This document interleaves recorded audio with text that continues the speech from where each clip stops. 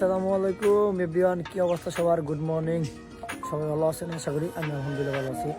আজকে কিন্তু গাড়ি নিয়ে বের হইতেছি, আর আজকে দূরে কোথাও যাবো। তো আমার গাড়িতে কিন্তু স্পেয়ার চাকা নাই। কালকে রাত্রে আসার সময় ফটফট করে ফাইটে গেছে। স্পেয়ার চাকা ছাড়া কিন্তু আজকে অন্য একটা টিপে চলে যাবো। সকালবেলা আসলাম, আসার পরে গাড়িটা খুব সুন্দর করে ওয়াশ করলাম, যেটুকু ওয়াশ করার দরকার ওইটুকু করছি। এটা চাকা ঘষা দিছি, পরিষ্কার করছি, ওইটাও করছি। পিছনে যেটুকু করার দরকার ওইটুকুই করছি। সাইডেও ধুয়ে নিছি, একদম কমপ্লিট করে ফেলেছি। কিন্তু এই চাকাটা ভালো আছে, বাট স্পেয়ার চাকা নাই আজকে। স্পেয়ার চাকা ছাড়া কিন্তু টিপে যাইতে হবো। এবার কিচ্ছু করা নাই, প্যাসেঞ্জার অলরেডি ফোন দিয়ে জ্বালাতন করতেছে, ভাই তাড়াতাড়ি আসেন, আমি রেডি আছি। তো চলেন, আল্লাহ ভরসা। এখন আমরা গাড়ি নিয়ে বেরিয়ে চলে যাবো। আজকে কিন্তু দুই গাড়ি যাইতেছি। দুই গাড়ি হচ্ছে সাতটিয়া বেড়া যাবো আমরা, দুইটা গাড়ি। কারণ যেহেতু দুই গাড়ি যেতেছি, সেক্ষেত্রে স্পেয়ার চাকা ছাড়া একটা রিস্ক নেওয়া যায়। দুই গাড়িতে ভিতরে ওনার একটা স্পেয়ার চাকা থাকে, আমার যদি চাকা যদি ফাইটতে যায় তাহলে তো ওইটা নিতে পারবো, আর যদি লিক হয় তাও নিতে পারবো ইনশাল্লাহ। ওই যে ফোন দিয়ে দিছে। চলেন, আল্লাহ ভরসা, আমরা বের হই এখন। আর এই তো আমরা কিন্তু আইসা বললাম এই যেখান থেকে ঢাকা, মানে ওইখানে সাথিয়া যাবো। আর এই যে সুজন ভাই কাজ করা শুরু করে দিছে। ভাই রাত্রেবেলা কি করছেন ভাই? ভাবি নিয়ে উড়ে থাকছেন ভাই, না ভাবি নিয়ে রাতে উড়ে থাকছেন, এখন গাড়ি পরিষ্কার করে বাড়াইছেন। ঠিকই আছে, করেন আনন্দ। সকালবেলা কি অবস্থা ভাই? গোষ্ঠী মারছে ভাই হাজার। যাই, এই যে সুজন ভাই কাম করতেছে, গাড়ি পরিষ্কার করতেছে। আর আমরা কিন্তু এখন এখান থেকে বেড়ে চলে যাবো। আজকে কিন্তু দুইটা গাড়ি মিলে যাইতেছে আজকে। আমাদের কিন্তু সামনে কিন্তু সকালবেলা কিন্তু গাও গোসল করে ফ্রেশ হয়ে বেরিয়েছি। ভাই টিপ একটু বেশি মারে, এজন্য ঘুমে চোখে দেখে না, হেনিকে না গাড়ি পরিষ্কার করা শুরু করে দিছে। করেন, সুন্দর করেন ভাই। পাহাড়ি দেন গোষ্ঠী মেরে সাংকে দিলে দেখি আবার মুন্সি ভাই, মুন্সি কিন্তু সরম পাইতেছে ভাই। ঠিক আছে, মন ঢাকে দিতে ভাই, বউ বউ মনে হইতেছে। যা কি যে আমার গাড়ি আজকে চাকা ছাড়া টিপ যাইতেছি। আমার জন্য দোয়া করবেন, আমরা একটু করে খুব দ্রুত বেড়ে চলে যাবো। টেয়ারে গইনা বাইক টেনে জমা করো গা। তো যাক, আলহামদুলিল্লাহ, এই যে আমরা পাম্পে চলে আসলাম। সুজন ভাই গাড়ি থেকে নামতেছে, এই যে আমার গাড়ি থেকে গ্যাস নিতেছি বা নিমো। বনারটা খুইলা দেই, হেল্প করছি ভাই। মাথা দিয়ে ঠিকা দিয়া পরে এটা যোগান দেয়। কি করবো ভাই, কিছু করার না। এক ভিডিও করতেছি, আর এক হাত হইতেছে বনাট খুলতে হইতেছে। এই যে ছিঁড়ে গেছে কালকে, রাবার ছিল, পেছনটা ছিঁড়ে গেছে গা। তো যাক, বর্তমানে পাম্পে চলে আসলাম, গ্যাস নিতেছি। আর ভাই হইতেছে ওইদিকে চলে গেল। আর আমি মূলত হচ্ছে যে আজকে আমার কাছে গ্যাস একটু কম আছে, যেখানে গ্যাস একটু বেশি দেখবো। আর প্রেসার কত আছে ভাই? 200 আছে না? যাক, আলহামদুলিল্লাহ, 200 হইলে বাস চলবো। যদি ভালো একটা প্রেসার পাই, যাওয়ার সময় গ্যাস আর নেবো না। আমি যদি ভালো করে দিবা আমার, যাওয়ার সময় কিন্তু আর গ্যাস নেবো না। আর যদি প্রেসার কম থাকে কিন্তু যাওয়ার সময় আবার নিতে হইব। যাক, গ্যাস নিবো এখন। তারপরে হচ্ছে 1200 টাকার মতো যদি ভালো প্রেসার থাকে, 800 টাকার মতো ঢুকবো, কারণ 100 অলরেডি আছে। আর ইনশাল্লাহ সবসময় এই পাম্পে থেকে প্রেসার অল টাইম ভালোই থাকে সবসময়, কারণ এই সবসময় কিন্তু এখান থেকে গ্যাস নেওয়ার চেষ্টা করি। আর পাম্পে কিন্তু যথেষ্ট পরিমাণ ফাঁকা ফোকা আছে, তেমন একটা গাড়ি চাপও নাই। তো চলেন, আল্লাহ ভরসা, আমরা একটু করে এখান থেকে গ্যাস নিয়ে দ্রুত চলে যাবো। আর আজকে মনসা দিন তেমন একটা ভালো নাই, কারণ হচ্ছে টিভের চাপটা অনেক বেশি ভাই। কালকে মাথা নষ্ট। যাক, আলহামদুলিল্লাহ, আমরা বেরোলাম পাম্পে থেকে গ্যাস উঠাইলাম, কারণ আজকে যাচ্ছি হচ্ছে পাবনা সাথিয়া। তো সাথিয়া বাস স্ট্যান্ডে ওনাদের বাসা আমাকে বললো যেন ওইখানে যাওয়ার আগে সব কিছু ডিটেলস আমি নিয়ে নিলাম। বললাম যে ভাই আপনাদের বাসা কোথায় বা কোথায় যাইতে হবে, কেমনে কি। মানে হচ্ছে যেহেতু আমরা 2 জন যাইতেছি, তো বাইকে পিছনে আছে, উনি গ্যাস নিয়ে বেরোইতে পারে নাই। আমি হচ্ছে আগে গ্যাস নিয়ে বেরোইছি, এজন্য হচ্ছে যেন আমি আগে আস্তে আস্তে যাচ্ছি ওনার জন্য মূলত আস্তে আস্তে যাওয়া হচ্ছে। আর অনেক গাড়ি কিন্তু আমাকে ওভারটেক করে চলে যাইতেছে, তার ওইদিকে আমার মাথা কামানোর সময় দরকার নাই। তো যাক, ভাই যেহেতু পিছনে পড়ছে, ওনাকে সাথে নিয়ে যাইতে হবে, এজন্য হচ্ছে একদম ধীর স্থিরে যাচ্ছি আমি। তো বাইকে ফোন দিলাম, দিয়ে বললাম যে ভাই বেরোইছেন কিনা। পরে বললো হ্যাঁ, পাম্পের থেকে বেরোইছি, তুমি একটু স্লো যাও। এজন্য হচ্ছে আমি স্লো যাইতেছি। তো যাক, আমাদের কিন্তু 2 গাড়ি মিলে যাইতেছি, অনেক মজা মাস্তি করতেছি, গাড়ির ভিতরে অনেক লোকজন আছে। তবে আজকে আমার গাড়িতে সব লেডিস অ্যান্ড জেন্টলম্যান দিয়ে দিছি, যে জন্য ভয়েস ওভার করতেছি ঠিক মতো, মানে ভিডিও টিডিও করতে পারতেছি না, একটু মানে কেমন জিনিস মানে রাখতেছে আর কি। এজন্য হচ্ছে যে একটু মানে করতেছিলাম আর কি। তো যাই হোক, সামনে যাওয়ার পরে কিন্তু আমাদের যমুনা সেতুর টোল দিতে হবে। তবে যমুনা সেতুর টোল কিন্তু আমাদের হাইয়েস্ট গাড়ি 600 টাকা। তো অনেকদিন পর কিন্তু যেন এদিকে যাওয়া হয়, দেন অনেকদিন পর বলতে আমাদের ট্রিপ হলে কিন্তু আমাদের যমুনা সেতু ব্রিজের টোল দিতে হয়, দিয়ে কিন্তু ওই পারে যাইতে হয়, আবার আসার সময় কিন্তু টোল দিতে হয়। তো যাই, আলহামদুলিল্লাহ, খুব শান্তশিষ্টভাবে যাইতেছি আমরা। আমাদের আর একটা গাড়ি প্রায় কাছাকাছি চলে আসছে, যেহেতু ফোনে কথা বললাম, কারণ যেহেতু আমি স্লো যাইতেছি, উনি তো পুরো সুদা রকেটের মতো না পড়বো, কখন কোন দিক দিয়ে আমার সামনে যাবো গাদা কখনো টের পাবো না। তো যাক আলহামদুলিল্লাহ আমরা খুব সাবধানে যাইতেছি। তো এই গাড়িটা একটু ডিলে দিয়ে যাইতেছে। তো ব্যাপার না, গাড়ি চালানোর সময় আসলে এত তাড়াহুড়া করার কোনো দরকার নাই। তো আপনারা যখনই গাড়ি চালাবেন খুব সতর্ক, খুব সাবধানে গাড়ি চালাবেন। আর এই তো আমরা কিন্তু এখন যমুনা সেতু ব্রিজের কাছাকাছি প্রায় চলে আসছি। একটু পরে কিন্তু আমাদের যমুনা সেতু ব্রিজে টোল দিতে হবে। আর টোল দিয়ে কিন্তু আমাদের যমুনা সেতু ব্রিজের উপরে উঠতে হবে। এসআর পরিবহন এসি স্লিপার কোচ বাসটাকে ওভারটেক করে চলে যায়, কারণ ওনা হচ্ছে একদম ধীরস্থিরে যাইতেছে। আর আমাদের যেহেতু আরেকটা গাড়ি পিছনে পিছনে পড়ে গেছিল, ওইটারে সামনে দিয়ে দিছি। উনি সামনে দেওয়ার কারণ হচ্ছে যেন উনি যা গুলির মতো যাক, সামনে যদি কোনো ওভার স্পিড মামলা খায় হে খাইব, দেন আমি তো রিল্যাক্স নেবো। আর পিছে দেখে আমি দেন খিচ্চারাই না যাবো। সামনে যদি একটা ভাঙ্গা গাতা বড় বিট যদি থাকে, উনি ব্রেক করে মাইরা দেওয়া যাইব, আমি রিল্যাক্সে যাবো। এজন্য হচ্ছে ওনাকে আগে দিয়ে দিছি। আর উনি হচ্ছে আমাদের বড় ভাই, এজন্য হচ্ছে ওনাকে আগে দিয়ে দিছি। মানে এক কথায় বলতে গেলে সব হিসাব মিলাইয়া ওনাকে আগে দিয়ে দিচ্ছি। এই যে আজকে যমুনা সেতু ব্রিজের টোল দিতেছি, ওনার আগে আজকে যমুনা সেতু ব্রিজের টোল দিয়ে দিব। এই যে আমার লাইন ফাঁকা। তো চলেন আল্লাহ ভরসা, এখন আমরা এখানে 600 টাকা টোল দিয়ে যাই হোক আমরা কিন্তু যমুনা সেতু ব্রিজের উপরে উঠে গেলাম। এখানে হচ্ছে যে স্পিড দেওয়া আছে, এখানে কিন্তু 80 উপরে আপনি চালে কিন্তু চালাইতে পারবেন না। হ্যাঁ চালাইতে পারবেন, রাস্তা ফাঁকা আছে, এখানে কিন্তু কোনো লিমিট করে দেওয়া নাই যে 80 উপরে চালানো যাবে না।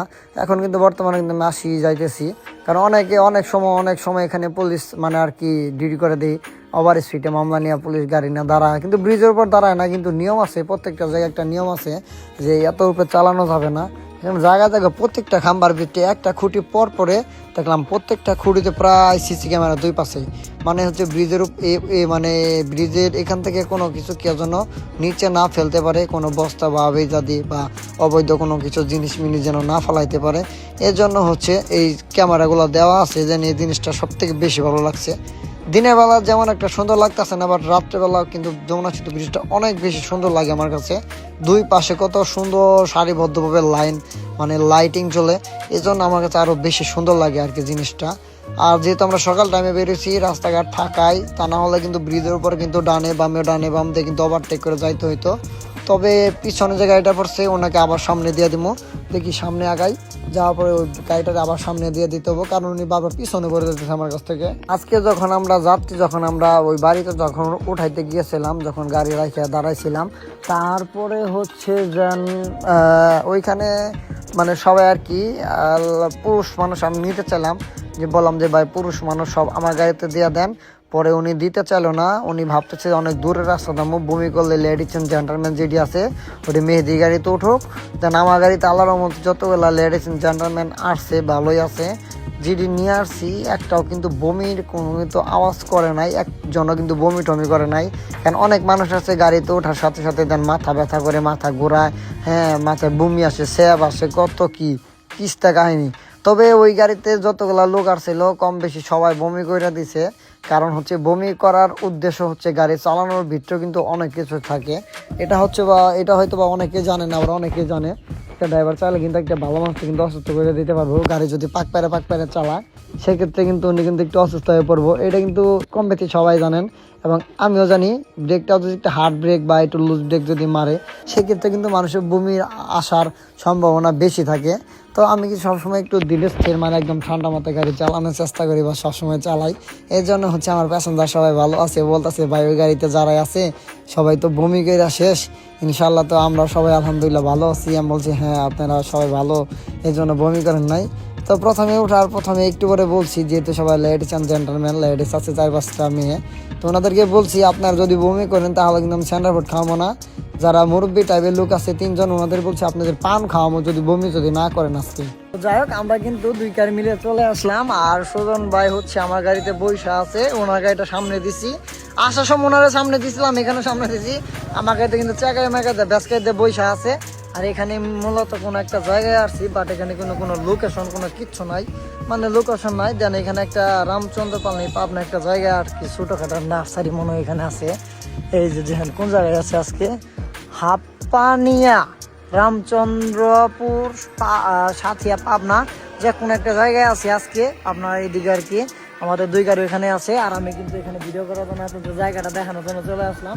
সুজন ভাই কিন্তু দেন একটু ঘুমাইবো, ওনার পাহারা দিতে হবে আমার। দেখি চলেন এইখান থেকে দেন ওনাদের একটু খাইতে যাওয়ার জন্য ডাকবো, ফোন দিছিল, আমরা পরে যাইতে চাইছি। তো দেখি চলেন, এই যে জায়গা আজকে আছি এখানে আছি, গাড়ি দুইটা ওখানে আছে, সুজান বাড়ি একটু পাহারা দিয়ে তারপর দেন আমরা বাড়ির ভিতরে ঢুকে যাবো। যাই হোক আলহামদুলিল্লাহ আমরা সবাই খাবার খেয়ে বেরিয়ে পড়ছি। তো খাবার খাইতে তেমন একটা লেটও নাই, দেন খাবার খাওয়ার পরে সর্বোচ্চ আধা ঘন্টা 40 মিনিটের মতো আমরা লেট করছি ওখানে। তারপরে দেন হচ্ছে সোজা বেরিয়ে পড়ছি। আর আমার যার থেকে যাওয়ার সময় বলছিলাম যদি আপনারা যদি বমি করেন তাহলে কিন্তু আপনাদেরকে আজকে মানে যেহেতু পার্টি হচ্ছে সামনে একজন একটা ভাই বসে আছে আর সব হয়েছে লেডিস অ্যান্ড জেন্টলম্যান, কারণ 3 জনের হচ্ছে একটু মুরব্বী টাইপের লোক, 3 জনে বলছি আপনারা যদি বমি করেন তাহলে কিন্তু আপনাদেরকে আজকে পাউন্ড খাওয়াবো না। আর লেডিস যেটি আছে দেন ম্যারিড আর আনম্যারিডও দুইটা মিলামিশে আছে, ওনাদেরকে বলছি আপু আপনারা যদি বমি যদি না করেন তাহলে আজকে আপনাদের সেন্টার ফুড খাওয়াবো যান, কথা দিছি। পরে দেন ওনাদের কথা দিছি, এখনও বলতেছে ভাই আমাদের কিন্তু সেন্টার ফুড কিন্তু খাওয়ানো হয় না, মানে বুঝেনি তো একটু চান্সে আছে আর কি, মানে আমার বুঝেনি তো। পরে যাক আমি বললাম যে সমস্যা নাই, সেন্টার ফুড খামো সামনে যাই, তারপরে কিনা খাওয়াবো সমস্যা নাই। তারপরে হচ্ছে যে দাদি দুইটা আছে, উনি বলতেছে মেহেদি ভাই আমার পান খাওয়াইছেন না আজকে, মানে আমার বলতেছে পান খাইবার চাইতেছে। পরে ওনাকে বললাম যে সমস্যা নেই দাদি চলেন সামনে যাই, যাওয়ার পরে আপনাদের পানও খাওয়ামো, কোনো প্রবলেম নাই, যে যেটা খাইবার চান ওইটাই খাওয়ামো, প্যারা নাই, জাস্ট একটু ওয়েট। জ্যাম আছে একটু, বাজারটা পার হয়ে নেই। আর বর্তমানে আসছে হচ্ছে সাথিয়া বাজার, এখান থেকে বামে যাইতে হবে আমাদের। তো এই জায়গাটা কে চেনেন অবশ্যই একটু কমেন্টস করে জানাইন তো ভাই। সাথিয়া বাজার একদম পুরাই মাথা নষ্ট বাজার, হাটের দিন ছিল এই জন্য হচ্ছে একটু জ্যাম ছিল, একটু পরে আসলে কিন্তু আরও জ্যাম থাকতো এখানে কিবার যেন হাটের দিন থাকে, তো আমি শিরো যাই না। আজকের দিনটাও হচ্ছে কোনো একটা সাধারণ একটা দিন, তেমন কোনো স্পেশাল কোনো দিন না। তো চলেন এখানে একটু জ্যাম আছে পার হই। আজকে আমরা এমন একটা টাইমে বের হইলাম ওই বাসা থেকে, যান এখনও কিন্তু আমাদের টাঙ্গাইল আলাঙ্গা পৌঁছাইতে কিন্তু সিএনজি নিতে পারবো কিনা তার কোনো গ্যারান্টি নাই। আসার সময় অনেক রাফ চালাই আসছি আমরা সবাই আর কি, 2 গাড়ি, অনেক মানে চেষ্টা করলাম যে 6টার সময় এলাঙ্গা গ্যাস নেওয়ার জন্য, কিন্তু হচ্ছে যে টাইম আছে এই টাইমের ভিতরে এলাঙ্গা পৌঁছাইতে পারবো না। তারপরে হচ্ছে যে ওই ভাইকে ফোন দিলাম, দিয়ে বললাম যে ভাই এখন তো আমরা যত স্পিডে যাই সর্বোচ্চ 20 মিনিটের ভিতরে এলাঙ্গা যাইতে পারবো না। কেবলমাত্র আমরা হাটিকুম গুলচত্বর থেকে আমাদের ঢাকা টাঙ্গাইল মহাসড়কে রুটে ঢোকার পরে 1 কিলোর মতো আসে না আর কি, একটুখানি আসলাম আর কি। তারপরে বললাম যে ভাই ঠিক আছে এখন তো যায় তো আর গ্যাস পাবো না, তাহলে এখন আর পারাবাড়ি করার কোনো দরকার নাই, চলেন রিল্যাক্সে চলে যাই, যে গ্যাস আছে ইনশাল্লাহ এলাকা থেকে ওনাদেরকে নামাই দিয়ে দেন হচ্ছে আমাদের সিএনজি পাম্প পর্যন্ত আসতে পারলেই চলবে। তারপরে বললো ঠিক আছে এখন কিছুই করার নাই, তো একটু সাবধানে যাইতে হবে, রিল্যাক্সে ধীরে স্থিরে যাও। পরে বলতেছে আগে যদি বলতো তাহলে তো আমরা একদম রিল্যাক্সে আসতাম, এত তাড়াহুড়া করতাম না। পরে বললাম যে ভাই আপনারই তো দোষ, আপনাকেই তো বললাম যে ভাই এই টাইমে বের হয়ে গ্যাস পাবো না, একটু রিল্যাক্সে যান, ধীরে স্থিরে যান। পরে বলে যে না পাবো, চলো আমার সাথে চলো, গাড়ি খুব টানার চেষ্টা করো।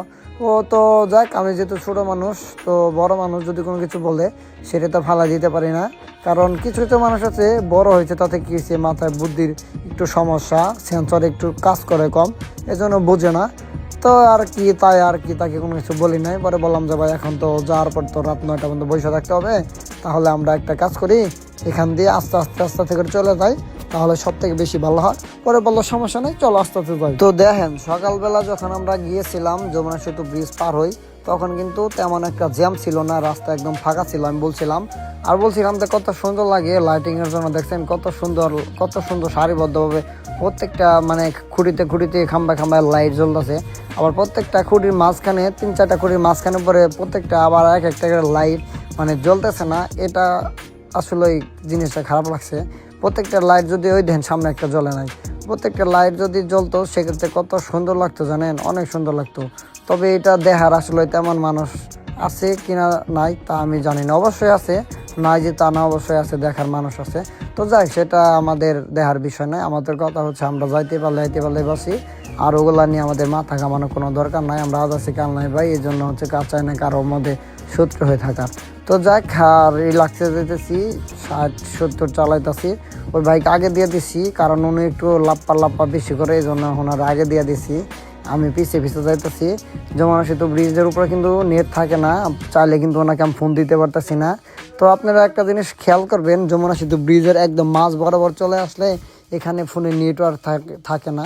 আপনি যদি কারোর সাথে কথা বলতে চান সেক্ষেত্রে কিন্তু নেটওয়ার্ক ফেল দেখাবে। তো যাক, আশা করি বুঝতে পারছেন। তো চলেন এখান থেকে ব্রিজ পার হওয়ার পরে যাওয়ার পর ওনাদেরকে সবাইকে নামাই দিয়ে দেন বাসায় চলে যাইতে হবো।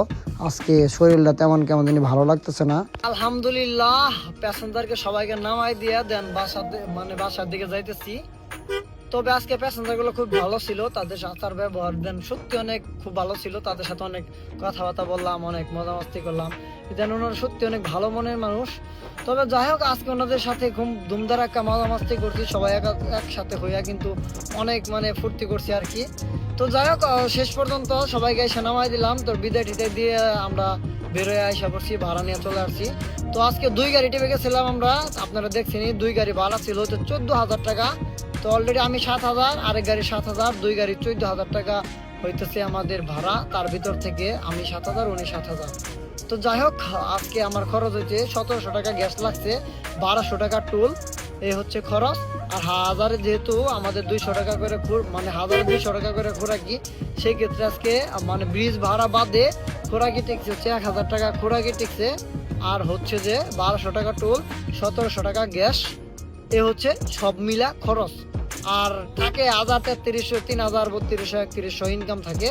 তবে আপনারা ইনকাম গুলো অবশ্যই কমেন্টস করে লিখে দিয়েন। আর ভিডিওটা প্রথম থেকে শেষ পর্যন্ত কে কে দেখছেন অবশ্যই ভালোবাসা মানুষ যারা আছেন অবশ্যই একটু কমেন্টস করে জানাই দিবেন। তবে যাক, আজকে ভিডিও এখান থেকে বিদায় নিতে হবে, কারণ বাসায় যাওয়ার পরে ফোন চার্জ করে নিয়ে অন্য একটা টিভি চলে যাবো। তো যাই হোক, আজকে এ পর্যন্ত, আবার দেখা হবে নতুন কোনো ভিডিওতে নতুন কোনো কিছু নিয়ে। আল্লাহ হাফেজ।